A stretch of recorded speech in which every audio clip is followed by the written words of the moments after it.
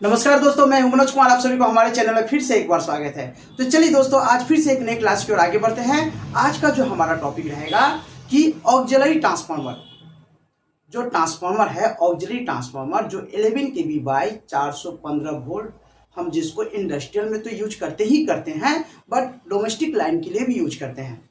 इस टाइप के ट्रांसफार्मर को हम star delta step down transformer कहते हैं। क्या कहते हैं? इस टाइप के ट्रांसफार्मर को हम star delta step down transformer कहते हैं, जो 11 kV एसटी साइड की जो लाइन है 11 kV सप्लाई देकर इसके सेकेंडरी साइड में low voltage means 3 phase line 415 voltage हमको आउटपुट में मिलता है, और इसको हम डिस्ट्रीब्यूशन कर डोमेस्टिक में भी यूज करते हैं और इंडस्ट्रियल में भी यूज करते हैं।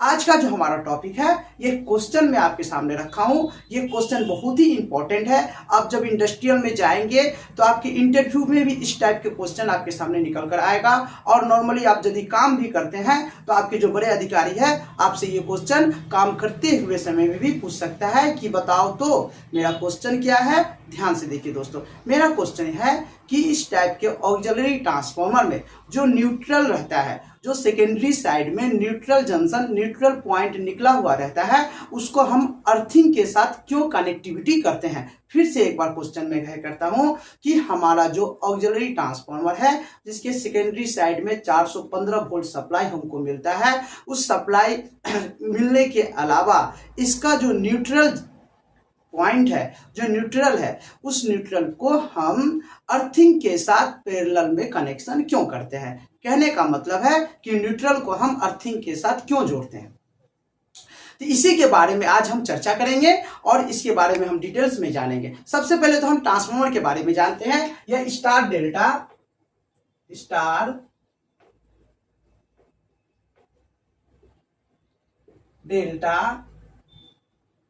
स्टेप डाउन ट्रांसफार्मर है।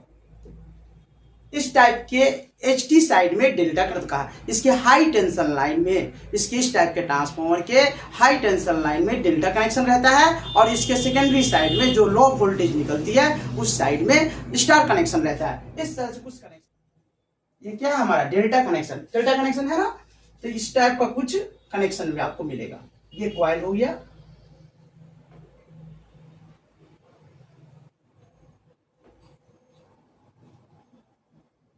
यहां पर रेड येलो ब्लू सप्लाई कितना प्रोवाइड किए 11 kV। ये हमारा क्या है एसटी लाइन है, मतलब प्राइमरी साइड है, प्राइमरी साइड है। और इसके लो वोल्टेज साइड में सेकेंडरी साइड में किस तरह से कनेक्शन रहता है? स्टार कनेक्शन रहता है। कैसा कनेक्शन रहता है? Star connection.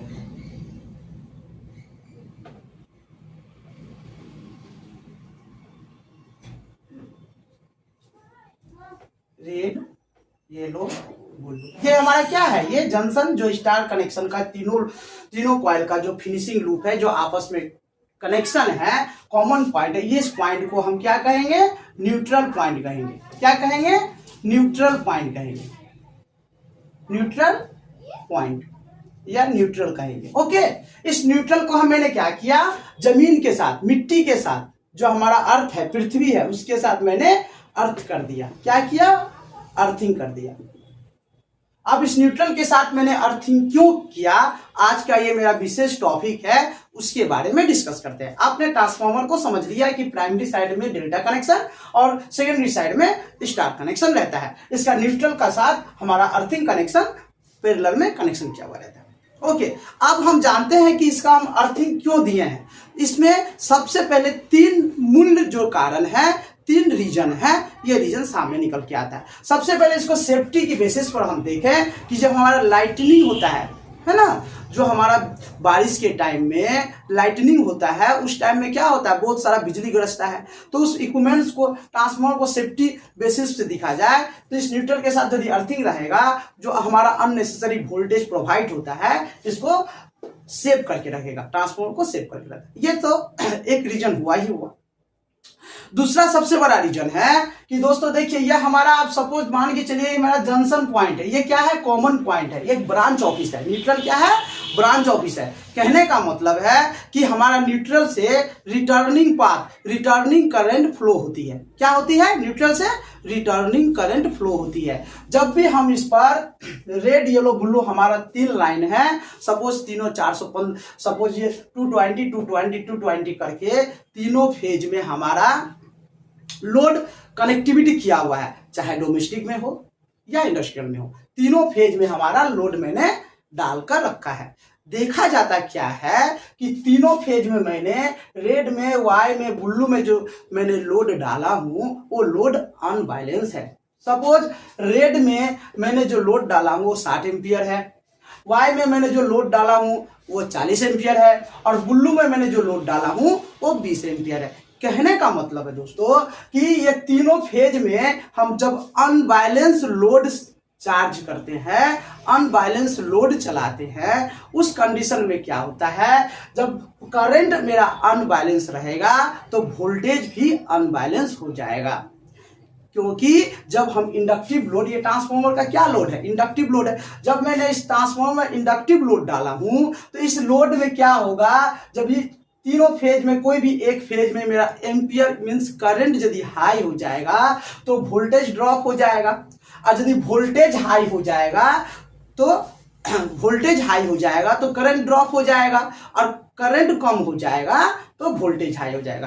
कहने का मतलब है कि अनबैलेंस लोड जब क्रिएट होगा तो ये अनबैलेंस लोड न्यूट्रल पाथ में रिटर्न करेगी। न्यूट्रल पार्ट में सपोज इसमें ज्यादा है ये वोल्टेज, इसमें करंट ज्यादा है तो इसमें वोल्टेज कम हो जाएगा, इसमें करंट थोड़ा सा कम है तो इसमें वोल्टेज थोड़ा सा ज्यादा हो जाएगा, इसमें इससे भी कम है, वाई की अपेक्षा, रेड वाई की अपेक्षा ब्लू फेज में करंट बहुत ही कम है तो इसमें वोल्टेज क्या हो जाएगा, करंट कम है तो वोल्टेज क्या हो जाएगा, हाई हो जाएगा। इस कंडीशन में क्या होगी कि न्यूट्रल पॉइंट में कुछ हमारा रिटर्निंग वोल्टेज आ जाएगा, न्यूट्रल पॉइंट में रिटर्निंग वोल्टेज आ जाएगा। यह यदि रिटर्निंग वोल्टेज न्यूट्रल पाथ में 20 वोल्टेज आ गया दोस्तों, सपोज 20 वोल्ट आ गया, इसमें हमारा 220 वोल्ट है, 220 वोल्ट है, 20 और 220 वोल्ट मिलकर कितना होता है 240। सपोज इसमें 30 आ गया या 40 आ गया, 40 और 220 मिलकर कितना होता है 260। हमारा जो नॉर्मली जो सिंगल फेज में बल्ब, फैन, पंखा जो चल रही है उसका नॉर्मली वोल्टेज कितना रहता है 230 या मैक्सिमम 250 रहता है। अब यदि वोल्टेज यहाँ पर ज़्यादा प्रोवाइड हो रही है तो उस कंडीशन में क्या होगा, हमारा इक्विपमेंट्स डैमेज हो जाएगा, जल जाएगा। यदि हम इसको न्यूट्रल के साथ बॉडी अर्थिंग कर दें, मिट्टी के साथ अर्थ करके रखें, यहाँ पर जो हमारा 20 वोल्ट, 40 वोल्ट, 30 वोल्ट जो भी जनरेट हो रहा है रिटर्निंग पाथ के साथ, ये क्या होगा, ड्रॉप हो जाएगा। क्योंकि मिट्टी, अर्थ, हमारा जो पृथ्वी है वो अनलिमिटेड वोल्टेज, अनलिमिटेड करंट को सहने की, खींचने की और अपने अंदर रखने की कैपेसिटी है, रखने की, बर्दाश्त करने की कैपेसिटी है, वो सबको जीरो कर देता है क्योंकि ये ग्रेविटी के लॉ के हिसाब से काम करती है। यहाँ पर जो भी रिटर्निंग पाथ में मेरा वोल्टेज या करंट, अननेसेसरी करंट या वोल्टेज आएगा, इसको जीरो कर देगा। ये तो हो गया दूसरा कारण।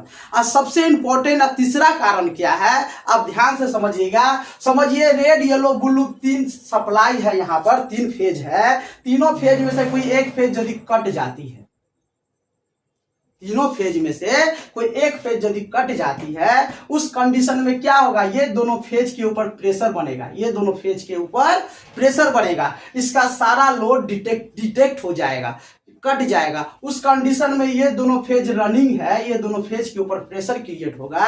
अब ये फेज क्या करेगी, ये फेज जो कटी हुई है, ये फेज को यहाँ पर न्यूट्रल के साथ जो कौन कनेक्शन था, ये वोल्टेज को रिटर्न नहीं कर पा रही है, करंट को रिटर्निंग पाथ में प्रोवाइड नहीं कर पा रही है। ये किसके ऊपर प्रेशर डालेगी, ये किसके ऊपर प्रेशर डालेगी, ये दोनों फेज के ऊपर प्रेशर डालेगी। कहने का मतलब है ये सप्लाई में जो वोल्टेज है, ये वोल्टेज वाई और बी फेज को प्रोवाइड कर देगी। हाई वोल्टेज जनरेट हो जाएगा। इसमें जो रिटर्निंग करंट है वो तो फ्लो नहीं हो रहा है ना, न्यूट्रल के साथ फ्लो नहीं हो रहा है, सर्किट डीएक्टिव हो गया। अब सर्किट डीएक्टिव हो गया है तो रेड सप्लाई क्या करेगी, रेड फेज की सप्लाई वाई और बी फेज के ऊपर प्रेशर डालेगी। मैं एक छोटा सा एग्जांपल में देता हूं। आप कहीं भी काम करते हैं तो सबका एक ब्रांच ऑफिस होता है, सेंटर होता है, सेंटर ऑफिस होता है। सपोज इस सेंटर में 3 बंदा काम कर रहा है, ए बी और सी, 3 बंदा काम कर रहा है, तीनों का एक सेंटर है, ब्रांच ऑफिस है। ये हमारा ब्रांच ऑफिस है, ये हमारा ब्रांच ऑफिस है।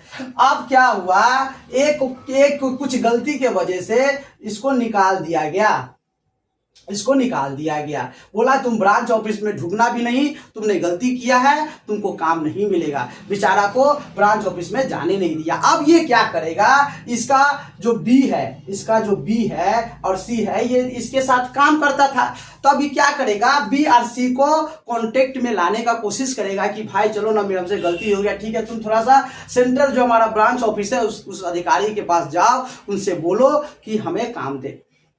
उस कंडीशन में क्या होगा, इसके ये दोनों आकर इसको प्रेशराइज करेगा, इसको प्रेशराइज करेगा। तो प्रेशराइज करने का मीन्स क्या है, ये मैं एक छोटा सा लॉजिक आपको समझाने के लिए बता रहा हूँ। ये टेक्निकली ऐसा नहीं है, मैं समझाने के लिए बता रहा हूँ। बी या सी आकर सेंटर को प्रेशराइज करेगा, सेंटर को प्रेशराइज करेगा तो सेंटर को क्या होगा, सेंटर में जो ऑफिस अधिकारी है उसका माथा खराब होगा। माथा खराब होगा तो क्या होगा, ये यहां पर यदि इसको सहने की क्षमता नहीं रहेगी, इसको बर्दाश्त करने की क्षमता नहीं रहेगी, तो ये क्या करेगा, ब्लास्ट कर जाएगा, है ना। इसीलिए ये इसको इतना कैपेसिटी बनाया जाता है, इतना कैपेबल बनाया जाता है कि कोई भी प्रॉब्लम हो, कोई भी दिक्कत हो, ये बर्दाश्त कर सके।